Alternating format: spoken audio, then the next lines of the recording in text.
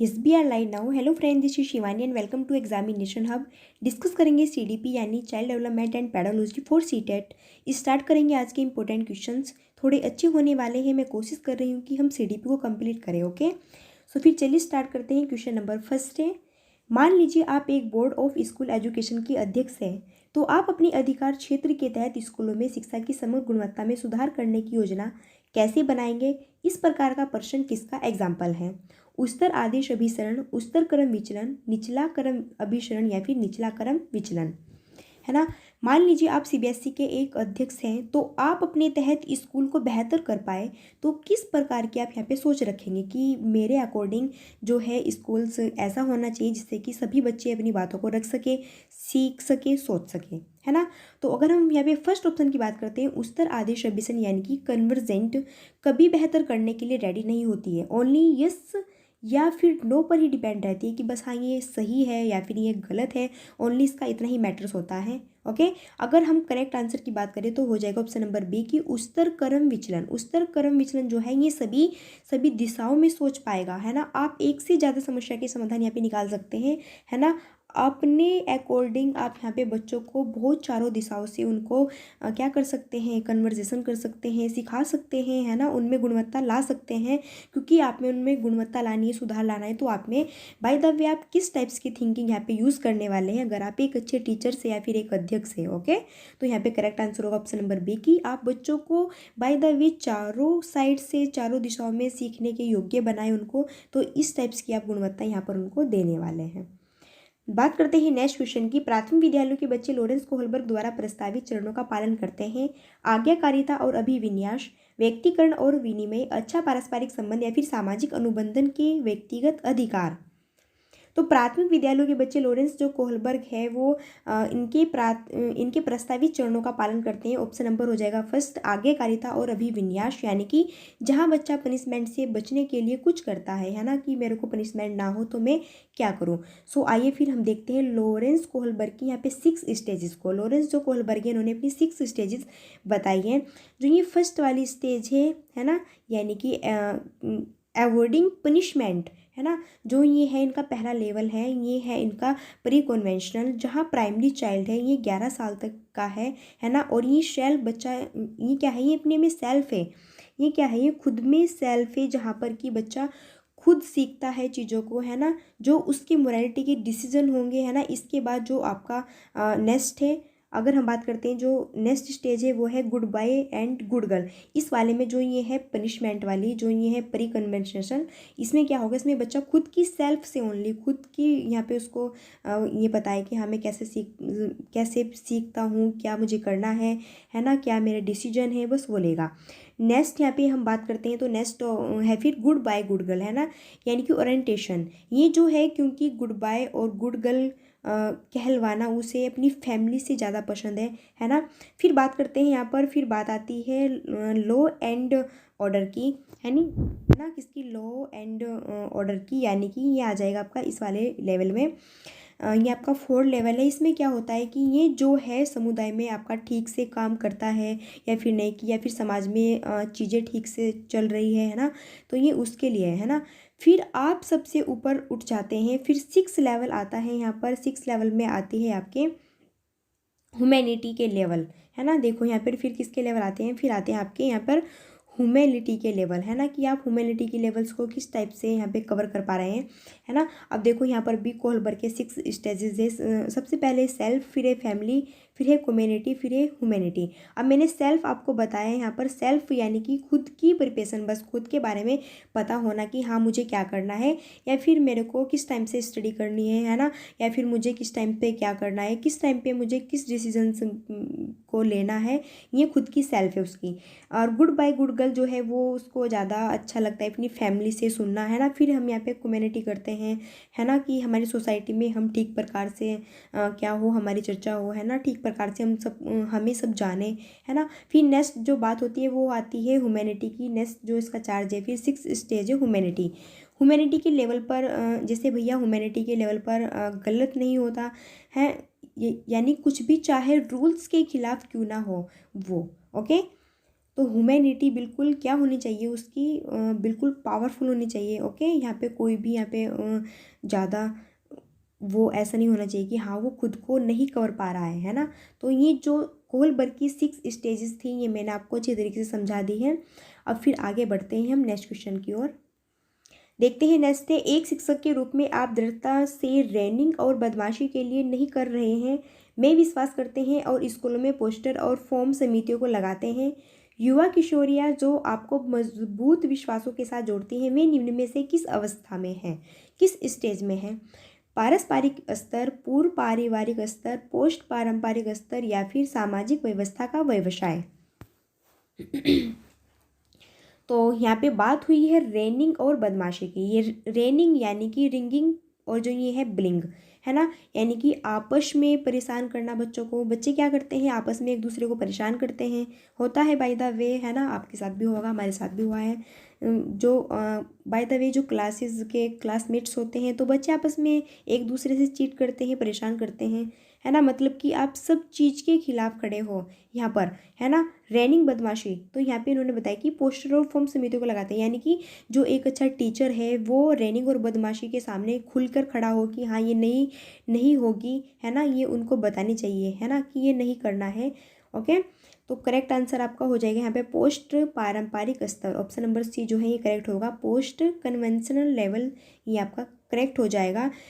एक अच्छा जो शिक्षक है वो कभी भी रैगिंग और बदमाशी के स्टूडेंट्स को यहाँ पे कभी भी साझा नहीं देगा। वो उसको क्या करेगा, उसका डट कर सामना करेगा और उसको उस प्रॉब्लम्स का वो फेस करेगा।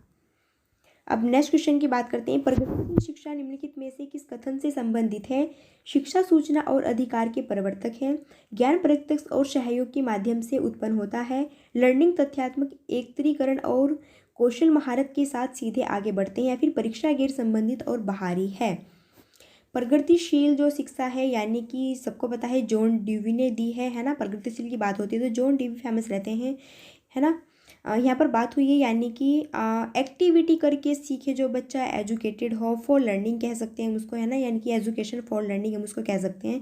तो करेक्ट अगर आंसर की बात करें तो हो जाएगा बी, कि ज्ञान प्रत्यक्ष और सहयोग के माध्यम से उत्पन्न होता है। जो ज्ञान है हमारा वो हमारे सहयोग के अकॉर्डिंग उत्पन्न होता है, यानी कि बच्चा जो है ग्रुप्स में सीखे, एक्टिविटी करके सीखे, है ना, अपने आप को कोऑपरेट करे, खुद को समझे, सेल्फ भी, है ना।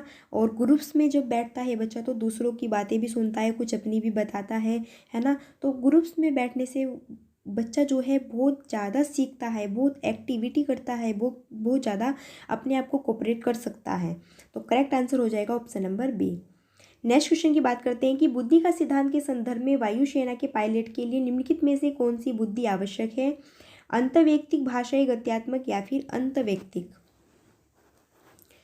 बुद्धि का सिद्धांत यानी कि बुद्धि का सिद्धांत किसने दिया है, पता है सबको। बुद्धि का जो सिद्धांत है किसने, हार्वर्ड गार्डनर ने बहुबुद्धि सिद्धांत का यहाँ पे क्या दिया था इन्होंने, है ना, सबको पता है कि बहुबुद्धि का जो सिद्धांत दिया है वो दिया है हार्वर्ड गार्डनर ने, जो कि इन्होंने 8 स्टेजेस बताई है अपनी बुद्धि की प्रकार की। ओके, तो यहाँ पे करेक्ट आंसर हो जाएगा ऑप्शन नंबर सी, गत्यात्मक। जो बॉडी है वो अच्छी होनी चाहिए। जैसा देखो गत्यात्मक का मीन्स क्या होता है, यानी कि जो हमारी बॉडी है वो क्या होनी चाहिए, बिल्कुल अच्छी होनी चाहिए, पर्सनैलिटी हमारी अच्छी होनी चाहिए, है ना। बॉडी में कोई भी मूवमेंट नहीं होने चाहिए, हमारे जो सारे मूवमेंट है बॉडी के सारे अच्छे होने चाहिए।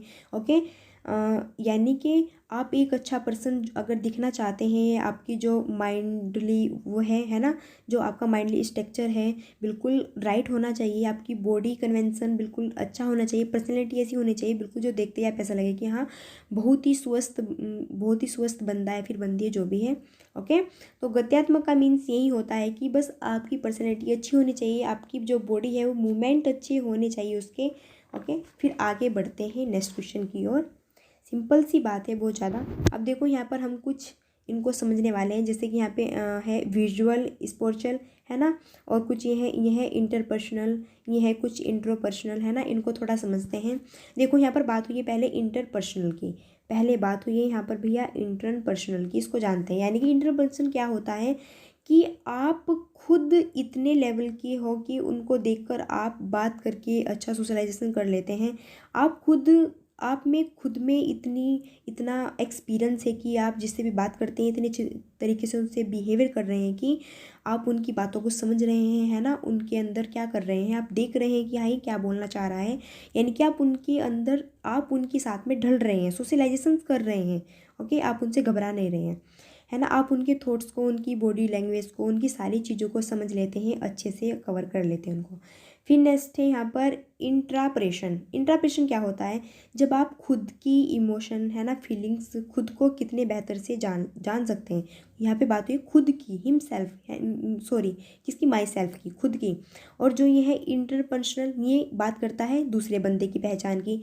और जो ये है इंट्राप्रेशन, ये बात करता है हमारी खुद की, माई सेल्फ की। ओके, कि मैं अपना आप में खुद को कितनी बेटर तरीके से यहाँ पे इमोशंस को, अपनी फीलिंग्स को, खुद को कितने अच्छे तरीके से यहाँ पे फील कर सकता हूँ। ओके, आगे देखते हैं फिर नेक्स्ट छिपी हुई वस्तुओं को पुनः प्राप्त करना एक प्रमाण है कि शिशुओं ने निम्नलिखित संज्ञानात्मक कार्यों में से कौन सा मास्टर करना शुरू कर दिया है? अंतर्राष्ट्रीय व्यवहार, ऑब्जेक्ट स्थायित्व, समस्या समाधान या फिर प्रयोग। छिपी हुई वस्तुओं को, यानी कि अगर बात करते हैं कि मतलब कि बात यहाँ पे हो रही है कि छिपी हुई वस्तुओं को ढूंढना कौन सा एक फंक्शनल है। आप किस तरीके से छिपी हुई वस्तुओं को ढूंढ सकते हैं, बताओ। तो करेक्ट आंसर हो जाएगा ऑप्शन नंबर बी, ऑब्जेक्ट स्थायित्व। यानी कि ये जो है ये आपका सेंसरी मोटर में इसकी शुरुआत हो जाती है और बच्चा ये समझने लगता है कि अब देखो मैं यहाँ पे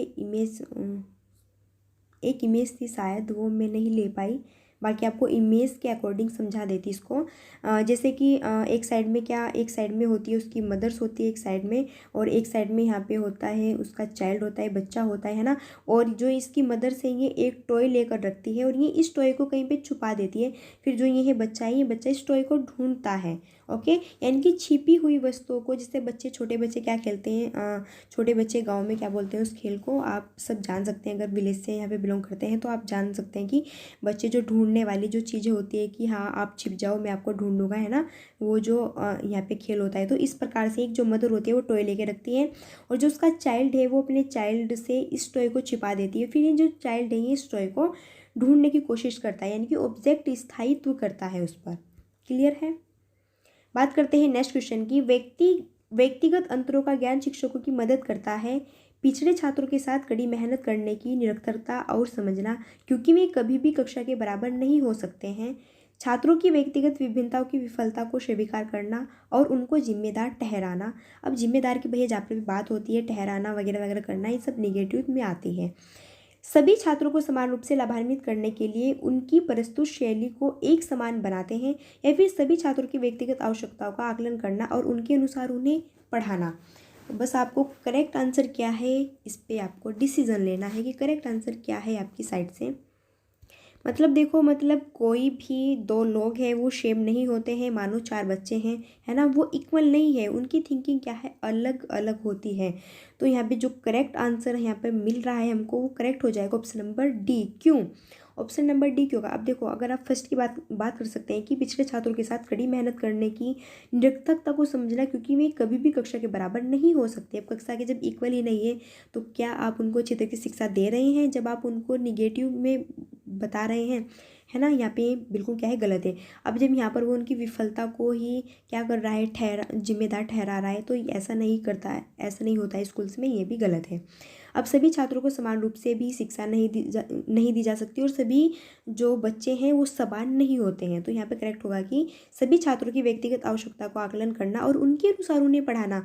अब कोई बच्चा क्या है, कम बुद्धि वाला है, कोई बच्चा क्या है, मीडियम है, कोई बच्चा बहुत ज़्यादा इंटेलिजेंट है, तो आप उनके अकॉर्डिंग उनको समझा सकते हो। अगर आपके सामने एक बिल्कुल प्रतिभाशाली बच्चा है, एक आपके सामने सामान्य बच्चा है, एक आपके सामने मंद बच्चा है, तो प्रतिभाशाली बच्चे को आप उसके अकॉर्डिंग समझाओगे। जो क्या है, जो सामान्य बुद्धि का है उसको आप थोड़े और अच्छी बेटर से समझाओगे, और जो वो पिछड़ी हुई है बिल्कुल, जो मंद बुद्धि का है, उसको आप उन दोनों के बेटर तरीके से सिखाओगे और उनको समझाने की अलग अलग प्रक्रिया का भी यहाँ पे यूज़ करोगे, जिससे कि वो जो मंद बुद्धि वाला बालक है वो अच्छी तरीके से चीज़ों को सीख पाए। यानी कि आप उन सभी बच्चों को देखते हुए उनके अकॉर्डिंग आप सिखा सकते हैं। बाकी अब आप यहाँ पर सब कुछ समझ चुके होंगे, ओके, है ना।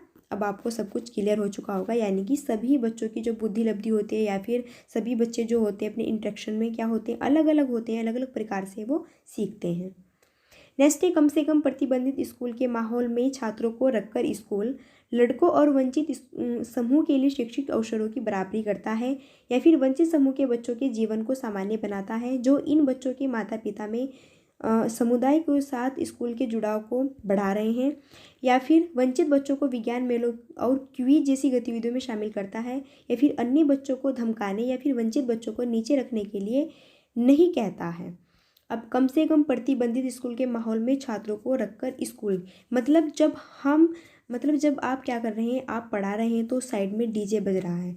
मान लीजिए आप पढ़ा रहे हैं और साइड में डीजे बज रहा है, तो बच्चे क्या हो जाएंगे, है ना, बच्चे क्या होंगे, बच्चे का ध्यान पढ़ाई पर नहीं जाएगा, उस पर जाएगा डीजे पे, जहाँ पे डीजे बज रहा है। 100 बच्चे ज़्यादातर गाने वाने जहाँ पे बजते हैं तो उनकी साइड क्या हो जाता है, हम चलो में तो बच्चे ही हम बड़े हैं, हमारा भी माइंड क्या हो जाता है, डिस्टर्ब हो जाता है ना। हम उस साइड से हटकर दूसरी साइड में सोचना स्टार्ट कर देते हैं कि वहाँ पर क्या हो रहा है। तो अगर हम बात करते हैं तो करेक्ट आंसर हो जाएगा ऑप्शन नंबर डी, कि अन्य बच्चों को धमकाने या फिर वंचित बच्चों को नीचे रखने के लिए नहीं कहता है।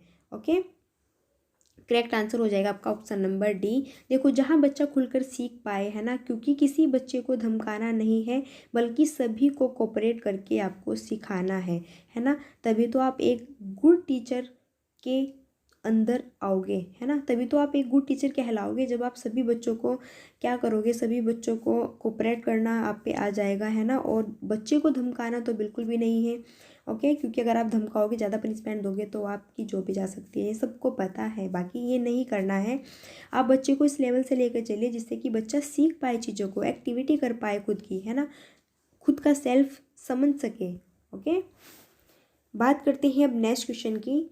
एक असाइनमेंट को पूरा करने के लिए आवंटित समय को कम करना, यह ध्यान के समय के साथ मेल खाता है और इस समय को चरणबद्ध तरीके से बढ़ाना निम्नलिखित विकारों से निपटने के लिए सबसे उपयुक्त होगा। विघटनकारी व्यवहार विकार, डिस्फेसिया, संवेदीकरण विकार या फिर अति सक्रिय विकार। ओके, इम्पोर्टेंट क्वेश्चन है। जैसे कि आप मान सकते हैं कि आप 15 मिनट में जैसे कि आप कोई भी वर्क है ना, आप उसको 15 मिनट में ख़त्म करना चाहते हैं, मतलब कि उसको आप उसको कम कर सकते हैं, बच्चों के अकॉर्डिंग टाइम को आप उसको डिवाइड कर सकते हैं। यानी कि कोई वर्क है और वो हमको 50 मिनट में पूरा करना है, तो आप क्या कर सकते हैं, आप अपने अकॉर्डिंग टाइम को सेट कीजिए, बच्चों को देखते हुए कि हाँ, ये जो बच्चा है ये अपने इस वर्क को कितने टाइम तक कर सकता है, तो उस तरीके से आप बच्चों को क्या कीजिए, फेस कीजिए, उनमें टाइम्स को डिवाइड कीजिए। ओके, तो करेक्ट जो ऑप्शन होगा हो जाएगा अति सक्रियता विकार, यानी कि क्योंकि जो काम है उसको छोटे छोटे कामों में तोड़ दिया जाता है जिससे बच्चा अच्छे से सीख पाए। अगर देखो काफ़ी बड़ा चैप्टर है ना, मान लीजिए हम हिंदी पढ़ा रहे हैं, है ना, और हिंदी का बहुत बड़ा चैप्टर है एक, तो आप पूरे दिन में उस पूरे चैप्टर को नहीं पढ़ा सकते हैं क्योंकि बच्चा नहीं समझ पाएगा उस पूरे चैप्टर को। तो आप उस चैप्टर को 4 या फिर 5 पैराग्राफ में तोड़ कर छोटे छोटे टुकड़े कर करके उनको छोटे छोटे पैराग्राफ के अकॉर्डिंग उनको सिखाए, जिससे कि बच्चा छोटे छोटे पैराग्राफ को अच्छे से सीख पाए।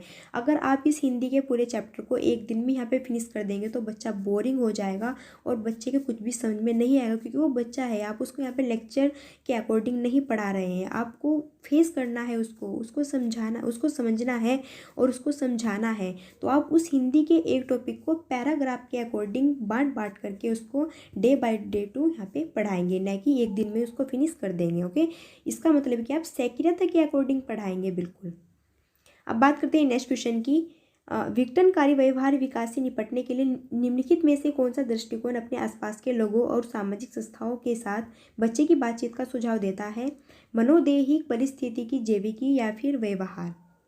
तो विघटनकारी व्यवहार विकास से निपटने के लिए निम्नलिखित में से कौन सा दृष्टिकोण अपने आसपास के लोगों और सामाजिक संस्थानों के साथ बच्चों की बातचीत का सुझाव देता है? बताओ आप। जैसा भैया आप मान सकते हो कि आपके व्यवहार में कोई प्रॉब्लम्स है, आप उसको कैसे क्या कर सकते हैं, केस में अगर हम बात करें तो सोसाइटी के साथ मिलकर आप प्रॉब्लम्स को कैसे डील कर सकें, है ना, कि हम अपने सोसाइटी के साथ मिलकर इस प्रॉब्लम्स को कैसे डील कर सकते हैं। तो करेक्ट आंसर हो जाएगा ऑप्शन नंबर बी, परिस्थितिकी यानी कि इकोलॉजिकल। जो इसमें क्या होती है, इसमें आती है मेरी हमारी इसमें हमारी पेरेंट्स मीटिंग्स होती है। इसमें क्या होता है, इसके अंदर जो ये है इकोलॉजिकल, इसके अंदर हमारी पेरेंट्स मीटिंग आती है। ओके, सो हम यहाँ पे समझते हैं इस इमेज के थ्रू। अब देखो इस इमेज के थ्रू हम यहाँ पे समझते हैं, यहाँ पे है बीच में सेंटर में इंडिविजुअल चाइल्ड, है ना, यानी कि इंडिविजुअल चाइल्ड यानी कि ये चाइल्ड का क्या है, सेंटर में है। और ये जो इसके आसपास का जो ये माहौल है, ये क्या है, ये क्या है, ये जो इसके आसपास का माहौल है, ये इसको देख रहा है, समझ रहा है, यहाँ पे पहचान रहा है कि ये भाई माइक्रो सिस्टम है या फिर ये एक्सो सिस्टम है या फिर ये मैक्रो सिस्टम है। और बीच में क्या है, मध्य में आप बीच में बच्चे को रखोगे, है ना, और साइड्स में बच्चा जो है अपनी एक्टिविटी के थ्रू अपने अपने दिमाग से है ना, अपने वर्क को देखते हुए यहाँ पे इन चीज़ों को कर पाएगा। ओके, ये क्वेश्चंस आता है एग्जाम्स में, आप इसको देख सकते हैं। अब बात करते हैं नेक्स्ट क्वेश्चन की। कक्षा 7th का एक छात्र गणित में त्रुटियां करता है। एक शिक्षक के रूप में छात्र को सही उत्तर प्रदान करें, छात्र को कैलकुलेटर का उपयोग करने की अनुमति देता है या फिर छात्र को वैकल्पिक विधि का उपयोग करने के लिए कहे या अपने दम पर त्रुटियों का पता लगाने के लिए इसे फिर से करें, या फिर उस छात्र को दिखाए जहाँ त्रुटियां हुई थी और छात्र को इसे फिर से करने के लिए कहें। बिल्कुल करेक्ट ऑप्शन को चूज करना है। तो करेक्ट ऑप्शन हो जाएगा ऑप्शन नंबर सी, कि छात्र को वैकल्पिक विधि का उपयोग करने के लिए कहे या अपने दम पर त्रुटियों का पता लगाने के लिए इसे फिर से करें। अब देखो, मान लीजिए क्लास 7th का एक विद्यार्थी है, तो वो मैथ्स में गलती कर रहा है। तो एक शिक्षक के रूप में आप क्या करेंगे, कि आप विद्यार्थी को कहोगे कि एक बार आप चेक करो, देखो कहाँ गलती हुई है। आप उसको कहोगे कि एक बार आप चेक कीजिए खुद से, फिर देखो कहाँ गलती हुई है, फिर मैं आपको उसी प्रॉब्लम्स में जहाँ पे आपको प्रॉब्लम्स हुई है उसको सॉल्व कराऊंगा। ओके, सो आई होप कि आपके क्वेश्चन सब कुछ समझ में आ रहे होंगे।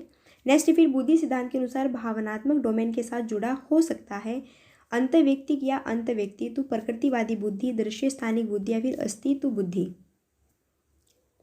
तो बुद्धि सिद्धांत के अनुसार भावनात्मक डोमेन के साथ जुड़ा है, यानी कि सामयिक रूप से आप बुद्धिमान किसको कहेंगे। करेक्ट हो जाएगा ऑप्शन नंबर ए, अंतर्व्यक्तिक या अंतर्व्यक्तित्व, है ना, जो दूसरों के इमोशंस और दूसरों की फीलिंग्स को बहुत अच्छे से समझ सके, है ना।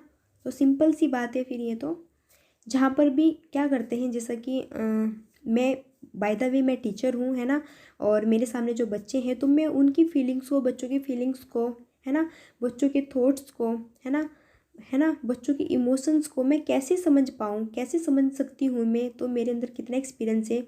ओके, तो बस यही बात इन्होंने बताई है कि आप अपनी बुद्धि का, आप अपनी डोमेन्स का यूज़ कैसे कर सकते हैं कि आप दूसरों की फीलिंग्स को, दूसरों के इमोशंस को, दूसरों की एक्टिविटी को किस तरीके से अच्छे से समझ सकें। तो फिर सिंपल सी बात है, ये आगे बढ़ते हैं। और ये नेक्स्ट क्वेश्चन है हमारा आज का, लास्ट है। प्रेरणा चक्र के संबंध में निम्नलिखित में से कौन सा ठीक से संबंधित है। उत्तेजना, प्रणोद, आवश्यकता, प्राप्ति, दिशा निर्देशित व्यवहार, उत्तेजना में कमी। प्रणोद, आवश्यकता, दिशा निर्देशित व्यवहार, उपलब्धि, उत्तेजना में कमी।